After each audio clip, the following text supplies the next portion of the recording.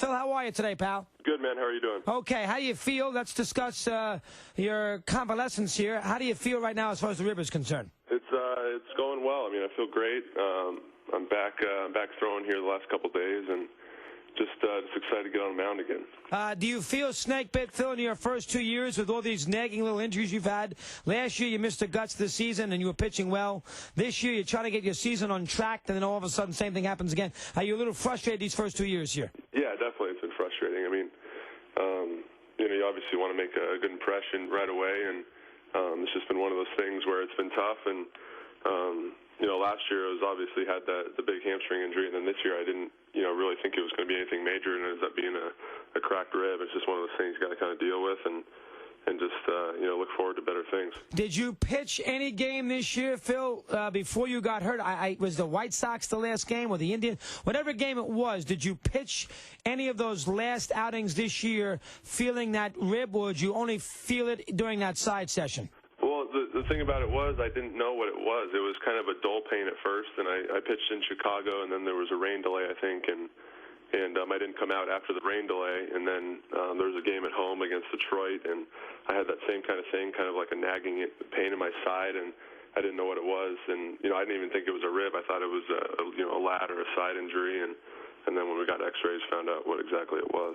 The Yankees are going to be very careful with you. Who knows when you could return. When you say you're about ready to throw some side sessions, tell us what that might mean. Is that off a mound, flat ground? What does that mean when you say that? Well, right now I'm just on flat ground. I hope to get on the mound in a couple of weeks and throw some bullpen sessions, and then you have to go through BPs and then on into rehab games and all that. So.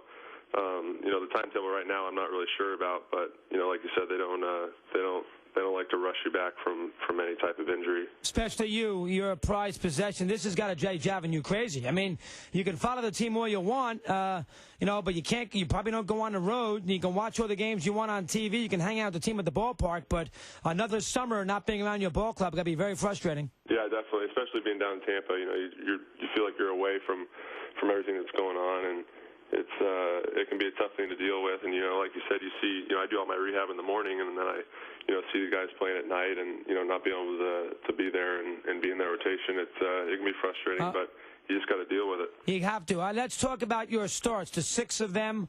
We all know that you're a better pitcher than that. It seemed like you had trouble putting these batters away with 2 strikes, control issues, lots of pitches early in games, which that Red Sox game was a great example.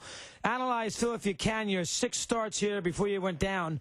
Analyze, you didn't pitch as good as we all thought you would. Tell us about those 6 starts. Well, the first start of the year, you was pitched fine. Great. Yeah, pitched great, yeah. It was, a quality start, and, I thought I was, ready to get the season, going well, and then, after that, things kind of unraveled, and like you said, everything that could go wrong kind of did go wrong. My command was off. When I needed to put guys away with 2 strikes, I couldn't. It was just kind of everything and kind of went wrong when it had to go wrong. And but it's part of learning in the big leagues. There's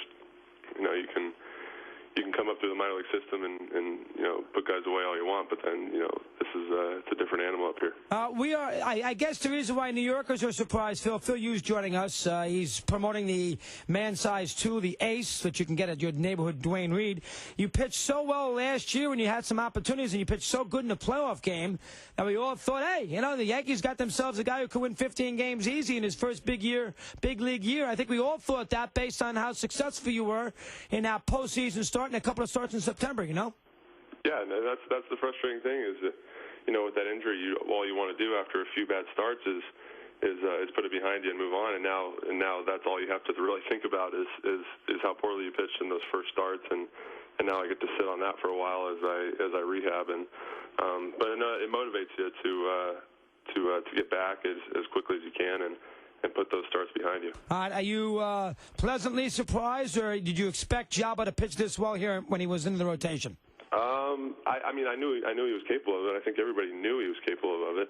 How quickly he's adjusted has been, I wouldn't say surprising, but just it kind of says a lot about his ability and his mental ability. I know there was a lot of people that were kind of skeptical about putting him in the rotation. I think you guys were one of them. You sure were, Phil. Good job. Yes. But I think you can't really lose either way. a lights-out reliever, as a lights-out starter. I mean, it's good to have either one. It's funny.